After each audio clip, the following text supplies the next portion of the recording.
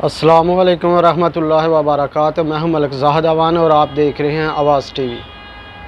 ख़वातीन व हज़रात, रात को मैं एक फ़ेसबुक के ऊपर वीडियो देख रहा था। एक कश्मीरी हमारा मुसलमान भाई था, वो अपनी वीडियो में बता रहा था, बल्कि बड़े ही अच्छे और सलीके से अपनी कौम के ऊपर, कश्मीरियों के ऊपर तनकीद कर रहा था। तनकीद इस बात पे कर रहा था क्योंकि इंडियन मिलिट्री ने कश्मीरियों के घर जो है मसमार करने वो शुरू कर दिए हैं और बहुत सारे कश्मीरी जो हैं वो टेंट लगाकर बर्फ़ के ऊपर सो रहे हैं। और वो कह रहा था कि मैं बहुत खुश हूँ, आप लोगों के साथ ऐसा ही होना चाहिए क्योंकि आप लोग जो कश्मीरी शहीद हुए हैं उनके खून से गद्दारी कर रहे हैं, आप उनके खून को भूल चुके हैं। उन लोगों ने जो अल्लाह और उसके रसूल के नाम के ऊपर कश्मीर की आज़ादी के लिए कुर्बानियाँ दी हैं, उस खून को और उस मिशन को कश्मीरी भूल चुके हैं। इसलिए लिहाजा आप लोगों के साथ ये जो इंडियन मिलिट्री कर रही है या इंडिया वाले कर रहे हैं, ये बहुत अच्छा कर रहे हैं। साथ वो उनको ये तंबीह भी कर रहा था, आगाह कर रहा था कि आप लोग क्या समझते हैं कि ये इंडिया वाले आपको इस बर्फ़ के ऊपर भी ज़िंदा रहने देंगे? वो कह रहा था हरगिज़ ज़िंदा नहीं रहने देंगे। वो कह रहा था कि इंडिया वालों को आपसे मसला नहीं है, इंडिया वालों को मसला है इस्लाम से, इस्लाम के निज़ाम से। लिहाजा जब तक आप मुसलमान रहेंगे उस वक़्त तक ये आपको मारते रहेंगे, आपके घर छीनते रहेंगे, आपकी माँओं बहनों की असमतें वो ख़राब करते रहेंगे।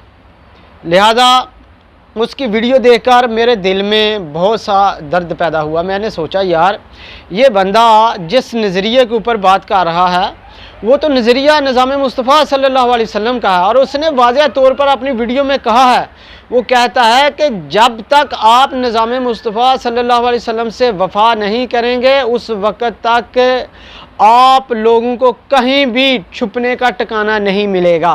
वो कहता है ये बीजेपी वाले, आरएस वाले आपसे पूरा कश्मीर छीनेंगे और आपको कत्ल कर देंगे, आपकी माँओं बहनों को छीन लेंगे, उनकी इज़्ज़तें बर्बाद करेंगे। लिहाजा आप जितनी मर्ज़ी खामोशी इख्तियार कर लें, इंडिया वाले आपको हरगिज़ नहीं छोड़ेंगे। उसने बताया कि दो हल हैं। एक सलूशन ये है, या तो आप इस्लाम को छोड़कर राम राम का नारा, श्री राम का नारा लगाना शुरू कर दें तो ये इंडिया वाले आपको यहाँ पर रहने देंगे, कुछ नहीं कहेंगे। और दूसरा हाल ये है कि आपके जो कश्मीरी मुसलमान भाइयों ने इस्लाम के लिए और निज़ाम मुस्तफ़ा सल्लल्लाहु अलैहि वसल्लम के लिए कुर्बानियाँ दी हैं 70 सालों से कश्मीर के लिए, उस मिशन के ऊपर चल पड़ें और इंडिया वालों के ख़िलाफ़ लड़ना शुरू करें। वो कहता है मौत ने तो आना है और वो एक दिन आकर रहेगी, चाहे आप हिंदू हो जाएं, चाहे आप मुसलमान रहें, लेकिन मौत का वक़्त अटल है। क्योंकि वो कहता है कि हिंदुओं को भी तो मौत आ रही है, वो नहीं मर रहे। लिहाजा वो कहता है कि अभी भी वक्त है मेरे कश्मीरी मुसलमान भाइयों, इस्लाम और इस्लाम के निज़ाम के साथ जुड़ जाएं, जो इस्लाम का नज़रिया है उसके साथ वफा करें। इसी में आपकी दुनिया की भलाई है और आखिरत की भलाई है। ये बात सुनकर मेरे दिल में बहुत सा दर्द पैदा हुआ और दुख मुझे हुआ कि यार, आज कश्मीरियों का एहसास हो रहा है कि कश्मीरियों की आज़ादी और मुसलमानों की जो बका है वो निज़ाम मुस्तफ़ा सल्लल्लाहु अलैहि वसल्लम में है। और यही बात मैं काफ़ी देर तक सोचता रहा। रात को मैंने अपने एक भाई से काफ़ी गुफ्तगू भी की कॉल के ऊपर और मैंने उसको इस बारे में काफ़ी ब्रीफ किया और मेरे दिल के अंदर भी ये वलवला, जज्बा और सोच पैदा हुई कि जो पाकिस्तान बना था वो भी तो निज़ाम मुस्तफ़ा सल्लल्लाहु अलैहि वसल्लम के ऊपर ही बना था। जो 60 लाख तकरीबन कमो पेश मुसलमानों ने, माँओं बहनों ने कुर्बानियाँ दी, वो भी तो निज़ाम मुस्तफ़ा सल्लल्लाहु अलैहि वसल्लम के लिए दी थी।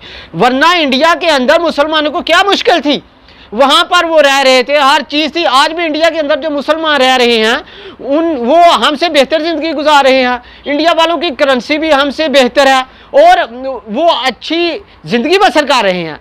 लिहाजा मुसलमानों को क्या ज़रूरत थी कि इंडिया से अलग होते? उसकी ज़रूरत ये थी कि वो एक अलग ऐसा वतन चाहते थे जहाँ पर इस्लाम के लिए जिदोजहद की जा सके, जहाँ से बैठकर इस्लाम का परचम पूरी दुनिया के अंदर बुलंद किया जा सके। इस वजह से हमारे मुसलमान माँओं बहनों ने कुर्बानियाँ दी थी।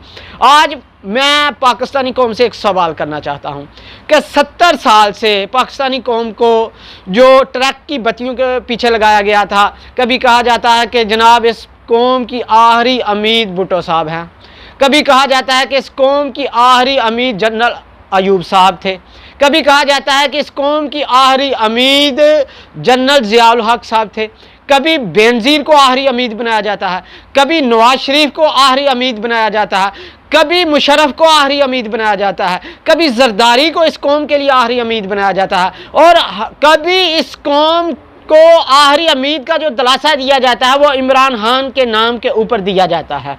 लेकिन ये जो नज़रिया दिया जाता है, ये जो सोच दी जाती है, ये कौन देता है पाकिस्तानी कौम को? इसके पीछे कौन है? कभी मार्शाला की आखिरी उम्मीद दी जाती है कि मार्शाला के अंदर पाकिस्तानी कौम की बका है, मार्शाला में ही पाकिस्तान तरक्की कर सकता है, और कभी इस कौम को नाम निहाद और जो लिबरल हमारे साबका आर्मी चीफ थे वो कहते हैं कि जनाब इस कौम की बका जो है वो डेमोक्रेसी में है। लेकिन कुछ भी नहीं बदलता, बल्कि पाकिस्तान तो 70 साल से दिन ब दिन ख़राब होता जा रहा है। पाकिस्तान की मीशत ख़राब हो गई है, पाकिस्तानियों को ना इंसाफ मिल रहा है, ना खाना मिल रहा है, ना घर मिल रहा है, ना तलीम मिल रही है, हत्ता कि पाकिस्तानी कौम इस वक्त तबाही के दिहाने के ऊपर खड़ी है। अब सवाल पैदा ये होता है कि फिर हमें क्या करना चाहिए? हमें इस वक्त जो पहले मैंने आपको वाक़या बताया उस कश्मीरी नौजवान का, उसके ऊपर चलने की ज़रूरत है।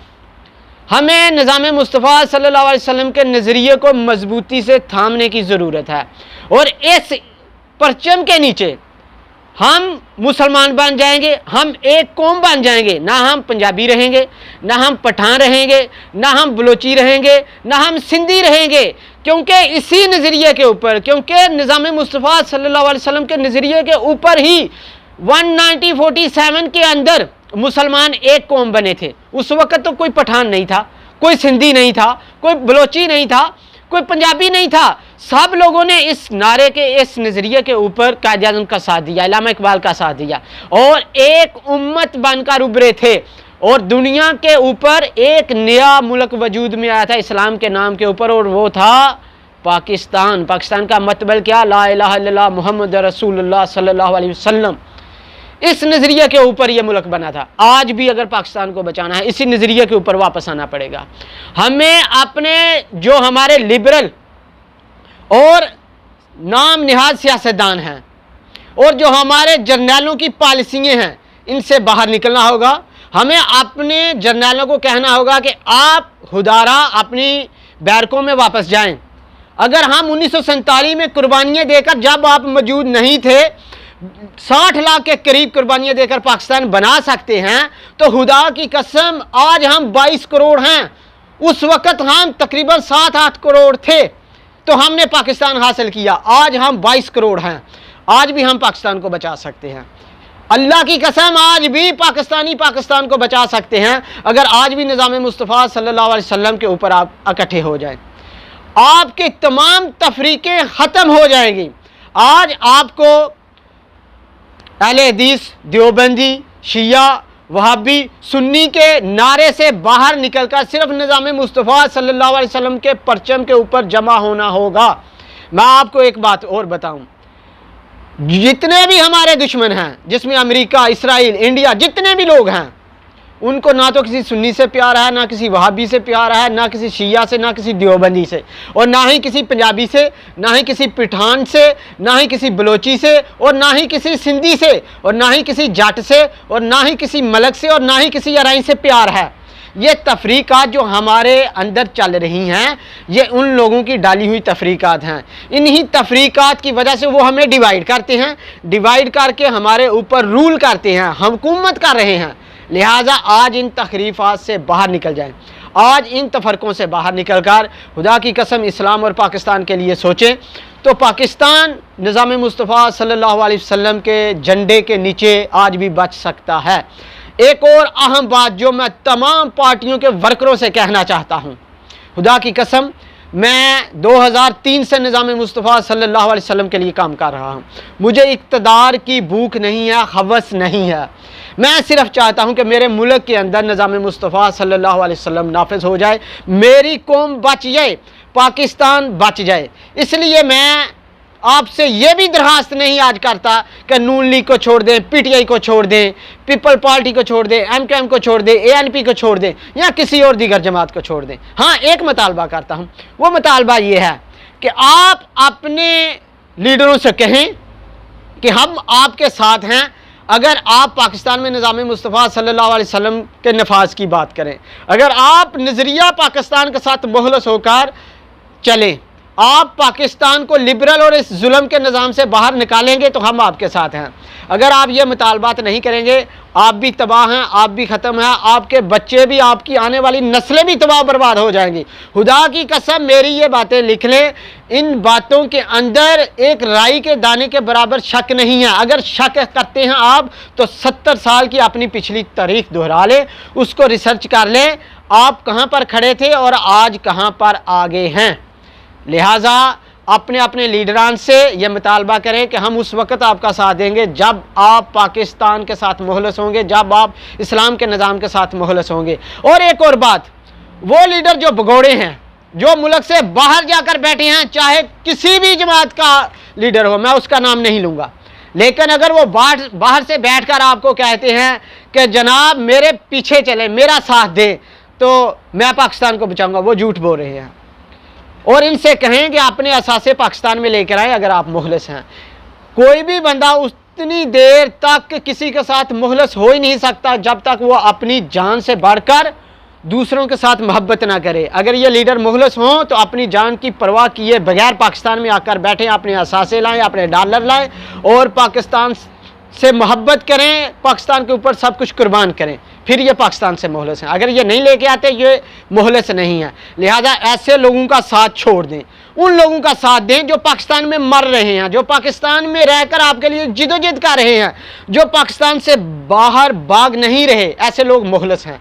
लिहाजा मुझे उम्मीद है कि आप सब लोगों को समझ आ गई होगी और पाकिस्तान में निज़ाम मुस्तफ़ा सल्लल्लाहु अलैहि वसल्लम की खातिर लड़ें। इसमें आपको अल्लाह दुनिया में भी इज़्ज़त अता करेगा और आखिरत में भी इज़्ज़त अता करेगा। ये मेरा आपसे वादा है।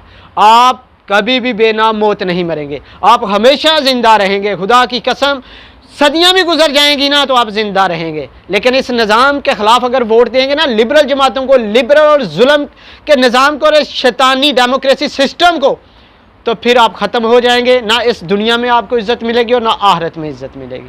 लिहाजा मुझे उम्मीद है कि मेरी इस वीडियो से आपको बहुत अच्छा पैगाम गया होगा और आप इंशाल्लाह मेरी वीडियो से काफ़ी कुछ सीखेंगे और हासिल करेंगे।